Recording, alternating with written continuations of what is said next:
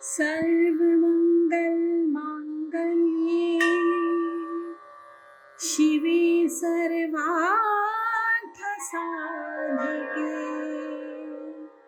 शरण्ये त्र्यम्बके गौरी नारायणी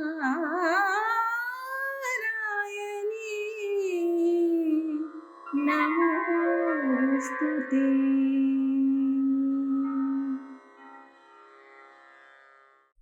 जय माँ इंद्राक्षी, जय अम्बे। इंद्राक्षी धाम में दर्शकों आप सभी का हम हार्दिक स्वागत करते हैं। आज चतुर्थ नवरात्र है। भगवती कुष्मांडा का आज के दिन पूजन किया जाता है। भगवती सभी के ऊपर अपनी दया दृष्टि बनाए, सभी के घर की मंगल कामनाएं पूर्ण हो। कुछ विशेष हमें इन नवरात्रों में करना चाहिए। आज हम बता रहे हैं, जैसे आप दुर्गा जी का पाठ कर रहे हैं दुर्गा सप्तशती से, वैसे ही दुर्गा सप्तशती में ही देवी अथर्व शीर्षम है। इन नवरात्रों में खास तौर से जब देवी अथर्व शीर्षम 3 संध्याओं में अगर कोई व्यक्ति पढ़ता है तो अनेकों प्रकार की कामनाएं उसकी पूर्ण होती हैं। सारी जानकारी इस अंक में देंगे। आज कौन सा भोग लगेगा, कल कौन सा लगेगा, आज कौन सा पाठ है, कल कौन सा पाठ है। आप इस कार्यक्रम को ध्यान से सुनिएगा। आइए पहले हम पंचांग देखें। 29 सितंबर सन 2022 दिन बृहस्पतिवार, आश्विन मास, शुक्ल पक्ष, संवत 2079, तिथि चतुर्थी, नक्षत्र विशाखा, राहु काल 1:30 से 3, दिशा सूल दक्षिण दिशा। बहुत ही शुभ दिन है और दीपावली तक 30 त्योहारों की झड़ी लगी हुई है। और वास्तव में जो साधक बहुत अच्छे से अपने इन 30 त्योहारों को अपने घर में रह कर के मनाता है, उसकी नाना भांति की कामनाएं तो सिद्ध होती हैं, लेकिन उसके जीवन में जो दुख चल रहे होते हैं वो बहुत तेजी से दूर होते हैं। कई बार आप सस्ते रास्ते ढूंढते हैं कि बस ऐसा कुछ हो जाए कि हमें मेहनत ना करनी पड़े और हमारे सारे कार्य सिद्ध हो जाएं। साधकों, ऐसा कभी नहीं होता। अगर ऐसा होता तो व्यक्ति पुरुषार्थ न करता, कर्म समाप्त हो जाता। इसलिए जितने भी बड़े संत हुए हैं उन्होंने सब ने बहुत मेहनत की है। किसी भी सिद्धि को पाने के लिए कई कई जन्म लग जाते हैं। इसलिए ध्यान रखना, ओछी भक्ति में या प्रलोभन में आने के चक्कर में मत पड़ना। कहते हैं ना, अपने मरे बगैर स्वर्ग नहीं मिलता। समझते हो ना? तो अपनी मेहनत किए बगैर आपको कोई फोकट में आशीर्वाद नहीं मिलेगा। मतलब अर्थ यह है कि कई बार हमारे मन में ऐसी धारणा आ जाती है ना कि करें कुछ ना, बस कोई सिर पर हाथ रख दे। तो देखो मेरे बच्चों, मैं बड़ा प्रैक्टिकली आपसे बात करता हूँ। संसार में हम आए हैं तो हमें कर्म तो करना पड़ेगा, मेहनत तो हमें करनी पड़ेगी।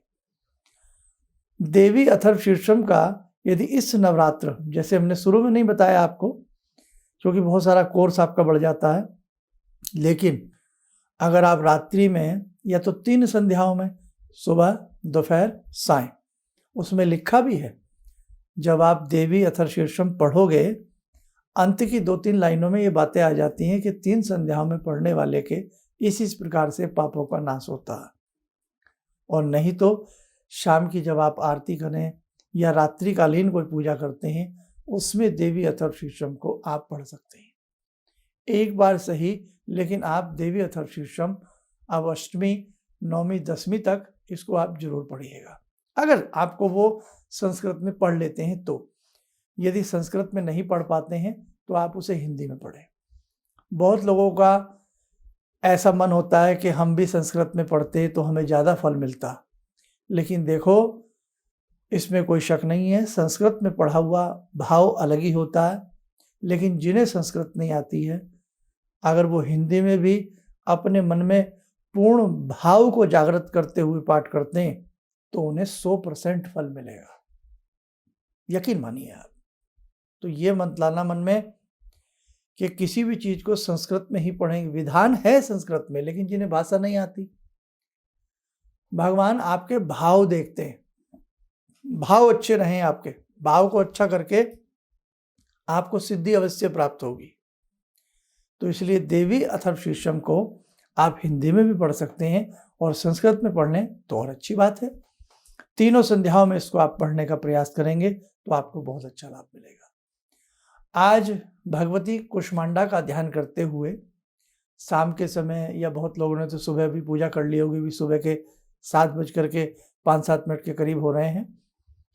तो आप यदि थोड़ा सा लेट पूजा करते हैं या शाम के समय आप पूजा करेंगे तो भगवती कुष्मांडा का ध्यान करके ही आज भगवती को आप भोग लगाएं।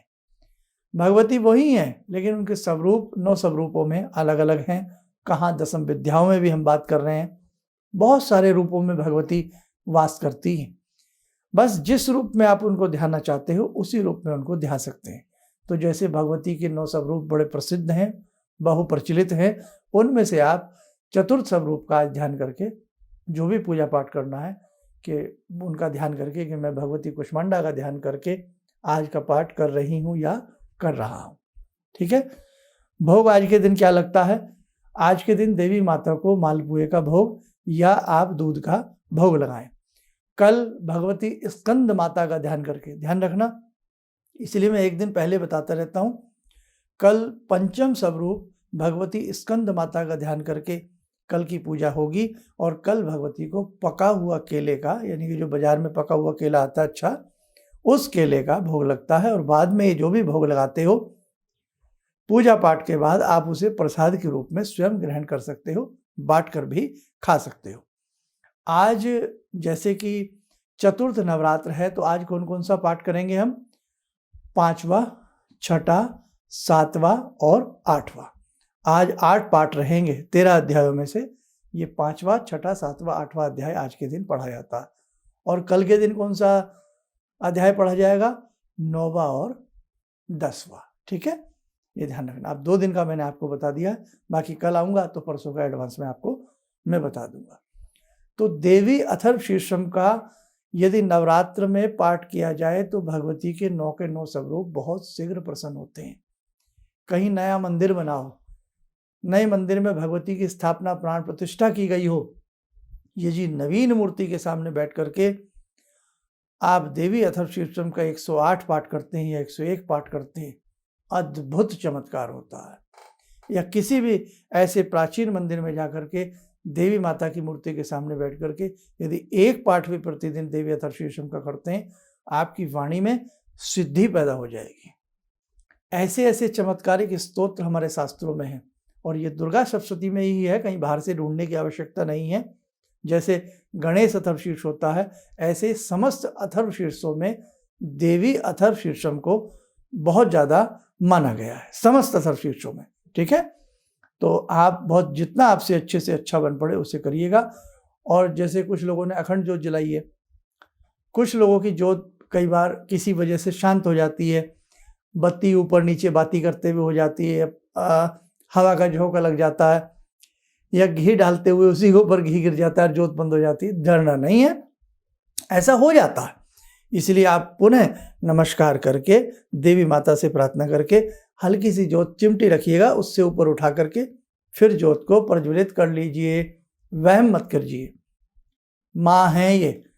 बच्चा छोटा सा जब माँ की गोदी में लेटा होता है ना, कभी उसकी नाक पकड़ लेता है, कभी कान की बाली बच्चे की उंगली फंस जाती है, कभी माँ के बाल पकड़ लेता है, तो क्या माँ नाराज थोड़ी होती है? माँ प्रसन्न रहती है। इसलिए अच्छे से करना, बिना वहम के करना। आइए दर्शकों, समय हो चला आज की ध्यान माला का। जुड़ते हैं माँ भगवती से। ॐ सिन्दूरारुणविग्रहां त्रिनयनां माणिक्यमूलस्फुरात् स्तारानायकशेखरं स्मितमुखी भापेन वाक्षोरुवां पाणिभ्यामलपूर्णरत्नचषकां रत्नोत्परां बिभ्रति सौम्यां रत्नगटस्थरक्तचरणां ध्यायेत् परां अम्बिकां खड्गं चक्रगदेषु चापपरिगान् चूलम्बुसोण्डिं शिरा शङ्खं संदधतीं करे स्त्रीनयनां सर्वाङ्गभूषावृतां नीलासमद्युतिमास्य पाददशकां सेवे महाकालिकां यामास्तो स्वपितैहरो कमलजो हन्तुं मधुं कैटवम् विद्युद्दाम समप्रभां मृगपते स्कन्दस्थितां भीषणां कन्या विहकरवालखेटविलसा धस्ताविरासेवितां हस्तैश्चक्रगदाशिखेटविशिखां चापं गुणं तर्जनीं विप्राणामलिलात्मिकां शशिधरां दुर्गां त्रिनेत्रां भजे। कवच बना लें, ध्यान करें, भगवती का शुभ आशीष हम सबके ऊपर बरस रहा है।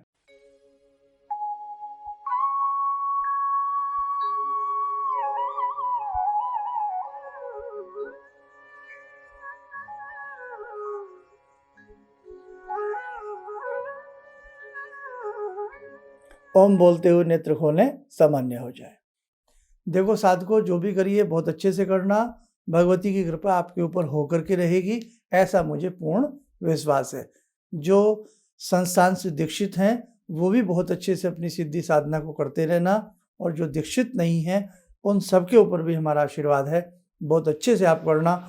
और आने वाले समय में और बहुत सारी बातें, कलश को कैसे हम उसके जल का क्या करें, जो हमने खेती बीजी है उसका हम क्या करें, बहुत सारी जानकारी हम आपको आगे आगे देते रहेंगे। यूं ही प्रेम पूर्वक कार्यक्रम को सुनते रहिए, देखते रहिए, और अधिक से अधिक जो भी हम कार्यक्रम अपनी हिंदू संस्कृति के लिए देते हैं उसे आगे आगे उन कार्यक्रमों को आगे आगे शेयर करिए, लोगों तक पहुंचाने का प्रयास करिए।